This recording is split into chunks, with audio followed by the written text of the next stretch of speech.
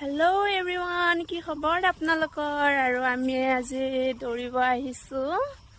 আজি ফিল্ডত আহিছোঁ দেই গাইজ। সদায় আমি ৰাস্তাত দৌৰি থাকোঁ। আৰু কেনেকুৱা লাগিছে আজি তোমাৰ?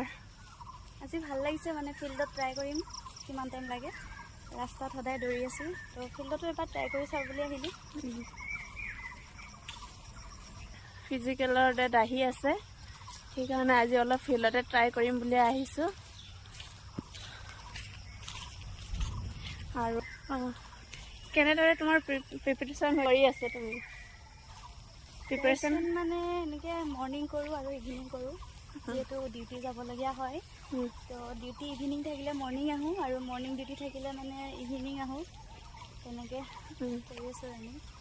ৰানিং কৰাৰ আগত কিবা এক্সাৰচাইজ কৰা নে তুমি? ৰানিং কৰাৰ আগত অলপমান এনেকৈ এক্সাৰচাইজ কৰি লওঁ, যিহেতু মানে হঠাৎ ৰানিং কৰি দিলে আমাৰ বডিটো গৰম মানে নহয়, তো যাৰ কাৰণে ভাগৰ লাগে বহুত।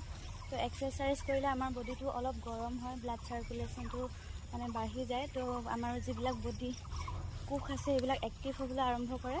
তো ৰানিঙত আমাৰ সহায় হয়। তেনেকৈ অকণমান এক্সাৰচাইজ কৰি লওঁ ৰানিঙৰ আগত। ৰানিঙৰ আগত ফাৰ্ষ্টে এক্সাৰচাইজ কৰিলে তাৰপিছত ৰানিং কৰা হয়। আৰু আজিলৈ ভিডিঅ' ইয়াতে, বাই বাই।